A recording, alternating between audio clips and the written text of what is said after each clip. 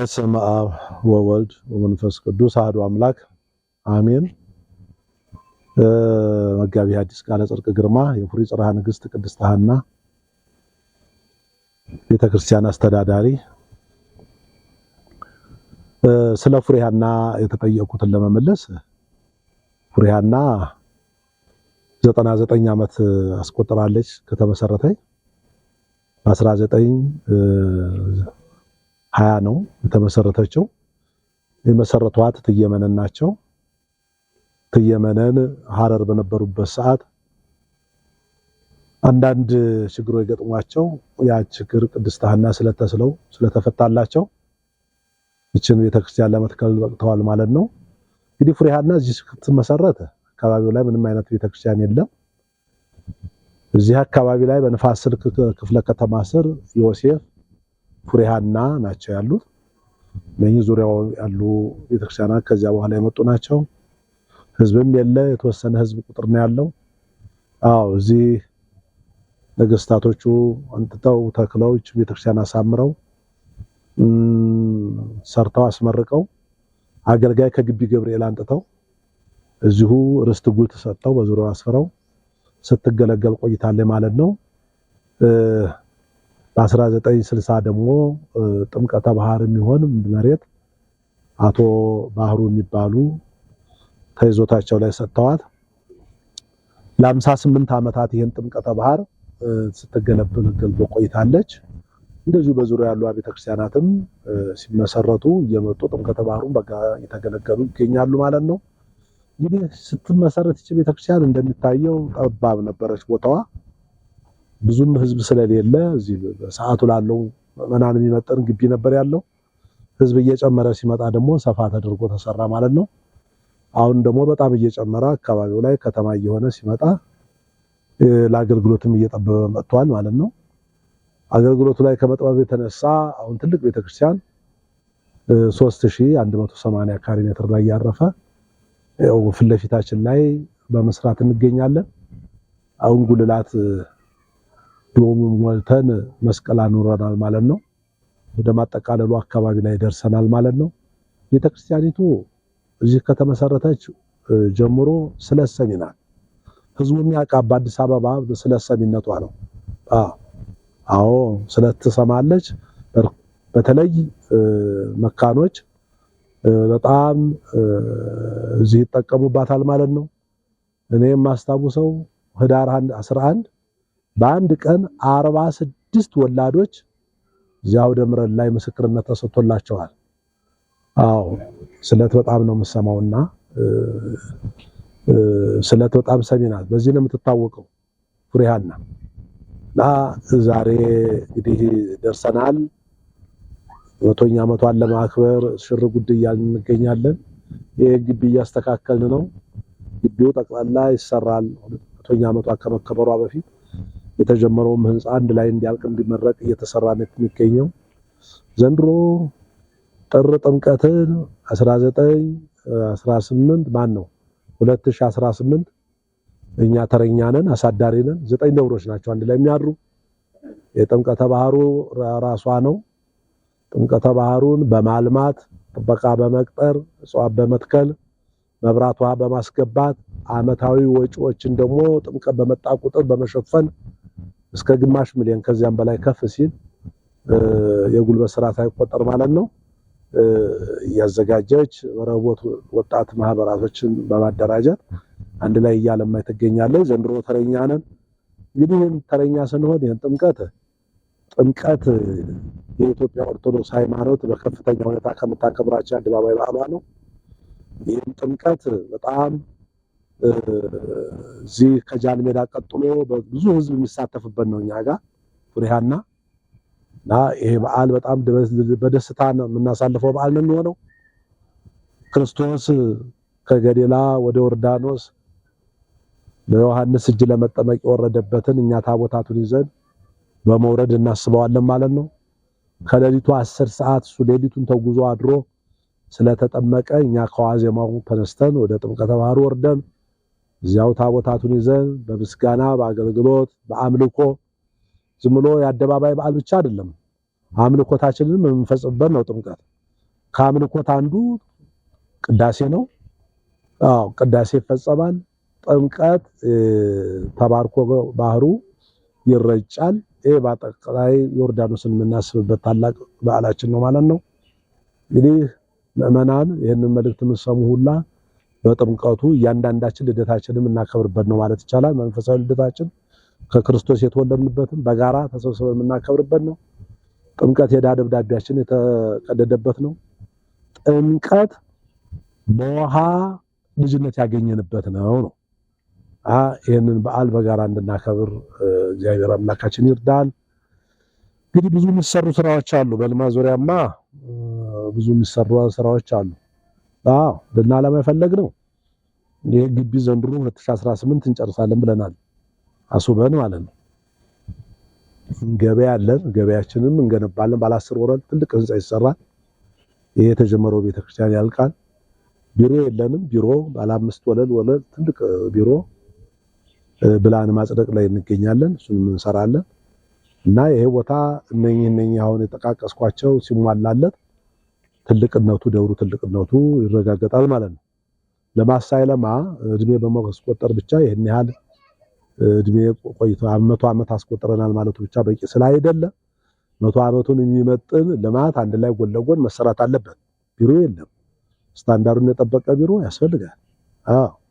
አሁን ዲጂታል ሆኗል። በደንብ ተደርጎ ቢሮዎቹ ተደራጅተው ሁሉን ነገር ሰነድ በዲጂታል ቅርስ አላት። ቅርሷን ሁሉም ነገር በዲጂታል ማስተላለፍ ግድ ስለሚለን ቢሮ ለዛሬ ለነገ ለቅንጦት አይደለም። ቢሮ አስፈላጊ ስለሆነ ነው። ለቅንጦት አይደለም። ቢሮ አስፈላጊ ነገር ነው። ሁሉ ነገር ጳጳሳት ሲመጡ ማረፊያ የለንም። እንግዶች ሲመጡ የምናስተናግድበት የለንም።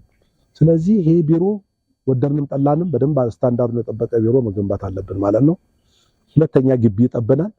የቤተክርስቲያን ግቢ ምዕመናኑ ብዙ ነው። አስፋልት ላይ ነው የሚያስቀድሰው። ስለዚህ ይሄን ግቢውን በጀርባ በኩል አሁን ማስተካከል ጀምረናል ማለት ነው።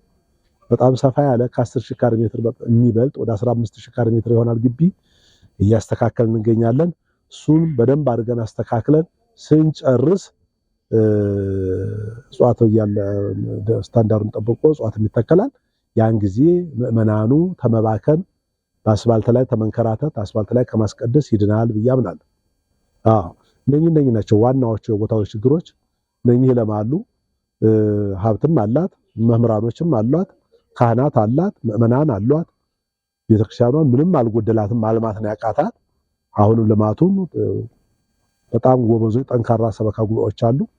እነኚህ ሰበካ ጉባኤዎች እናቶ ስዩም እናቶ ጌታሁን ጠንክረው የሚሰሩ በስብከተ ወንጌሉም አካባቢ እንደዚሁ ጠንካራ መምህራኖች አሉ። በካህናቱም ነቄስ ጌትነት በጣም አገልግሎት ወዳይ ናቸው። ምዕመናኑ አገልግሎት በደንብ ነው የሚያገኘው። ፍሬሃና ፍታቱ በአግባቡ ነው የሚፈታው። ቅዳሴው ምንም ሰዓታት ይቆማል። ጸበድጓ ይቆምበታል። ይሄ ቦታ በልዩነት ንፋስ ስልክ ክፍለ ከተማ ላይ ጸበድጓ የሚቆምባት ብቸኛ ደብር ናት እና እነኚህ ነገሮችን በደንብ አጠናክረን ከፍተዋን እናስጠብቃለን ማለት ነው። አመሰግናለሁ። በዓሉ የሰላም የፍቅር የአንድነት ነው። ወወልድ ወመንፈስ ቅዱስ አሐዱ አምላክ አሜን። መምህር ሸዋንዳኝ ለማ ጽርሐ ነገሥት ቅድስት ሐና ቤተክርስቲያን ስብከተ ወንጌል ኃላፊ፣ እንኳን ለብርሃነ ጥምቀቱ በሰላም አደረሰን አደረሳችሁ። እንግዲህ 2018 ጽርሐ ነገሥት ቅድስት ሐና ቤተክርስቲያን አሳዳሪ ወይም ደግሞ ተረኛ ነች። ስለዚህ ይህንን ምክንያት በማድረግ እንደ ስብከተ ወንጌል ሰፊ ዝግጅት ተዘጋጅተናል። ጥምቀተ ባህሩ ፕሮጀክተር አዘጋጅተን ሰፋፊ ጉባኤ አዘጋጅተናል። ይህንን ጉባኤ ደግሞ ሁላችሁም ቀኑ የዝማሬ የእልልታ ቀን ስለሆነ እግዚአብሔር አምላካችን መድኃኒታችን ኢየሱስ ክርስቶስ ከገሊላ ወደ ዮርዳኖስ መጥቶ የተጠመቀበት ልጅነትን የሰጠን ቀን ስለሆነ ይህንን በረከት ሁላችንንም ያለንበት መሳተፍ፣ መባረክ፣ መቀደስ ያስፈልጋልና እንግዲህ ይቺ ታላቅ ቤተክርስቲያን አሁን 9 አድባራት ከመኖራቸው በፊት እሷ ቀድማ የተተከለች እንዲሁም እድሜ ጠገብ ናት። በ100 ዓመት 1 ዓመት የሚቀራት 99 ዓመቷ ነው። ጥምቀተ ባህሩም እንደዚሁ የራሷ ነው። ስለዚህ እንደ ስብከተ ወንጌል ይህችን ታላቅ ቤተክርስቲያን ማስተዋወቅ ያስፈልጋልና ይህን ደግሞ የምናደርገው ደግሞ እንደ ስብከተ ወንጌል ምዕመናኑን ጠርተን በቤቱ ሲማር የቦታውን ታሪክ ሲያውቅ የሚደረገውን ተአምራት በይበልጥ ገና በደንብ ያልገለጥናት ለዓለም ያላሳወቅናት ቤተክርስቲያን ብትኖር ቅድስት ሐና ነች። ስለት ሰሚ ነች። ብዙ እናቶቻችን መካን ሆነው መጥተው ልጅ የዛሬ ዓመት እንድትሰጭኝ ብለው ተስለው ልጅ አግኝተው መጥተው ምስክርነታቸውን ይገልጻሉ። እኛ ምስክርነት እናስተላልፋለን።